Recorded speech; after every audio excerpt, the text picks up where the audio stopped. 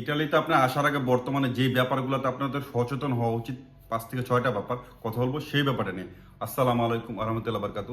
তো যারা এই মুহূর্তে রিসেন্টলি ইটালিতে আসতেছেন তাদের আসলে বেশ কিছু ব্যাপার যায় না আসা উচিত, তারা প্রস্তুতি নিয়ে আসা উচিত। যদি প্রস্তুতি না আসেন তাহলে আপনার মাছ দরিয়া বলে না, আপনার মাঝখানে একটা সাগরের হাবুডুবু খাওয়ার মতন অবস্থা হবে। এই জন্য সংক্ষিপ্ত আকারে আমি কিছু কিছু আপনাদের মাঝে তুলে ধরার চেষ্টা করি যে এই ব্যাপারগুলো গুরুত্বপূর্ণ, আপনার ইটালিতে আসার পরে আপনাকে বেশ একটা হেল্প করবে।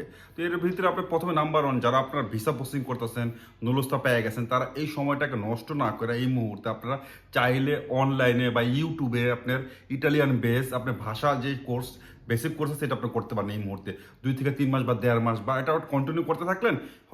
ইটালিতে আসার পর এটা আপনি চালায় গেলেন, এটা আপনাকে কি যে একটা বিশাল সাপোর্ট দেবো। যদি সবচেয়ে বেস্ট ভালো হয়, ইটালিতে কিছু ইয়াং ছেলে মেয়ে আছে উঠতি বয়সে, তারা বেশ চমৎকার ভাষা শেখে আপনার, এদের কাছ থেকে আপনি কোর্স করতে পারেন একটা বেসিক কোর্স, এটা আপনাকে আপনার আপন ভাইয়ের চেয়ে বেশি সাপোর্ট দেবে। কারণ কি ইটালিতে আসার পরে ভাষা জানাটা মানুষের যে কি একটা মূল্য সেটা আপনি চিন্তা করতে পারবেন না যদি আপনি ভাষা না জানেন। প্রতিটা পদে পদে মানুষকে আপনাকে হেল্প নিতে হবে। যাই হোক, এরপর সেকেন্ডে আপনি আসেন, যদি আপনি ইটালিতে আসতে চান, কিছু ভালো কিছু করতে চান, যদি আপনি কারিগরি শিক্ষার, যদি আপনি কিছু হাতে কলমে কিছু কাজ শিখে আসতে পারেন, সেকেন্ড এটা আপনাকে বিশাল একটা সাপোর্ট দেবে। যেরকম ধরেন, যদি আপনি মোবাইল রিপেয়ারিংয়ের কাজ শিখে আসতে পারেন, যদি প্লাম্বিংয়ের কাজ শিখে আসতে পারেন, যদি আপনি স্যানিটারি কাজ শিখে আসতে পারেন, যদি আপনি ইলেকট্রিশিয়ান কাজ শিখে আসতে পারেন, যদি মোটর মেকানিকের কাজ শিখে আসতে পারেন, এই বা সফটওয়্যার ডেভেলপ করার কাজ শিখে আসতে পারেন, বা অ্যানিমেশনের কাজ শিখে আসতে পারেন, এই কাজগুলো আপনি জানা থাকলে হবে কি, আপনি যদি ডিপ্লোমাটা সঙ্গে নিয়ে আসেন, যখন আপনার ডকুমেন্ট হবে তখন আপনি ডকুমেন্টটা হওয়ার পরে আপনি ডিপ্লোমাটা শো করলে আপনি কাজ পেতে খুব সুবিধা হবে। কারণ কি, প্রতিটা দেশেই কিন্তু এখন আপনার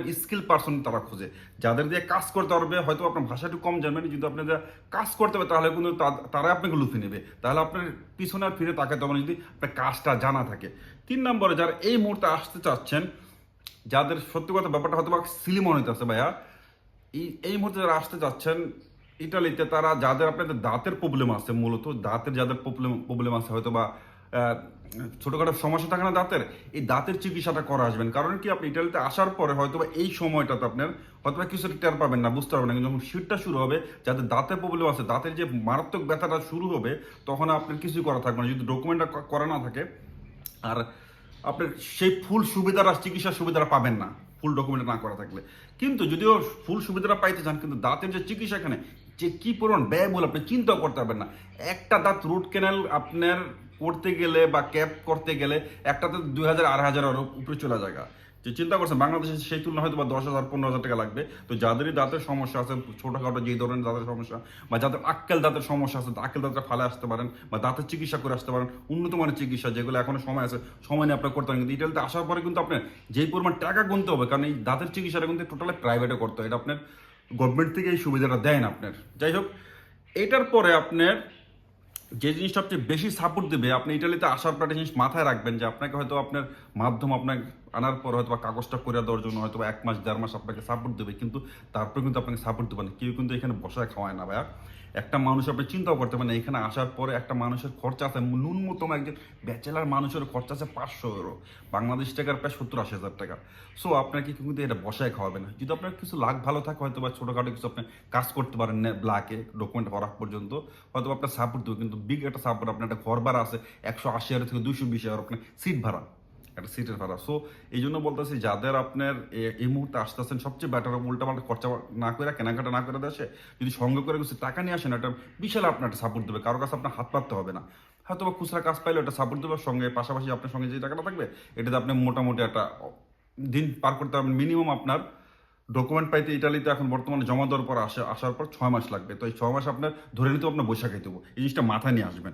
আরেকটা ব্যাপার, যে জিনিসটা আপনার হাস্যকর না, ইটালিতে কিন্তু যা রান্না তাড়াতাড়ি করে খেতে হবে। হ্যাঁ, যদি আপনার আসার আগে যদি পারেন যে আপনার মা বা চাচিদের কাছ থেকে যদি কিছুটা রান্নার ধারণা নিয়ে আসতে পারেন, তাহলে কিন্তু বেটার। তা না হলে আপনি যখন ব্যাচেলার একসঙ্গে থাকবেন, যদি আপনার ফ্যামিলি বাসা না থাকে, কোনো আত্মীয় না থাকে, আপনার রান্নাটা আপনার করতে হয়, তখন দেখা যায় যে প্রতিটা মানুষ কিন্তু রান্না বান্না করবে টান ভাই, একদিন বা একদিন।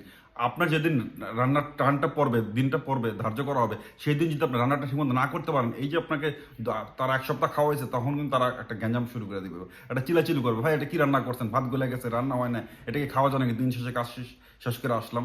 তো এই জন্য যাদের আপনার রান্নার ধারণা নাই, আসার আগে রান্নার একটা ধারণা নিয়ে আসেন, সবচেয়ে বেটার হবে। তাহলে এখানে আপনার কারো কাছ থেকে কোনো কথা শুনতে হবে না।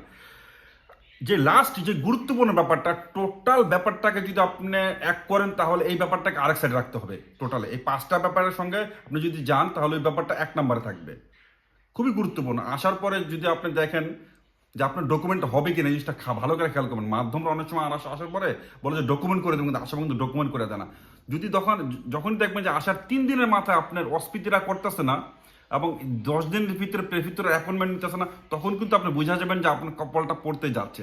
সো সবসময় জিনিসটা খেয়াল রাখবেন যে আপনি যদি ডকুমেন্ট না থাকে, আপনার ভাষা শেখা, কাজ শেখা, আপনার দাঁতের চিকিৎসা কোনো কিছুই কাজে আসবে না। যে টিপসগুলো এতক্ষণ বলতে দিলাম, সবার আগে কিন্তু আপনার ডকুমেন্টটা। এই জন্য এটা সবার শেষে বললাম, খুব গুরুত্ব সহকারে বলতেছি যে আসার পরই 3 দিনের ভিতরে দেখবেন যে আপনার যদি শনি রবিবার না পড়ে, 3 দিনের ভিতরে অস্পিতিরা করতে হবে মাস। অস্পিতিরা করার সঙ্গে সঙ্গে আপনার প্রেফিতের অ্যাপয়েন্টমেন্ট নিয়ে দিবে তারা।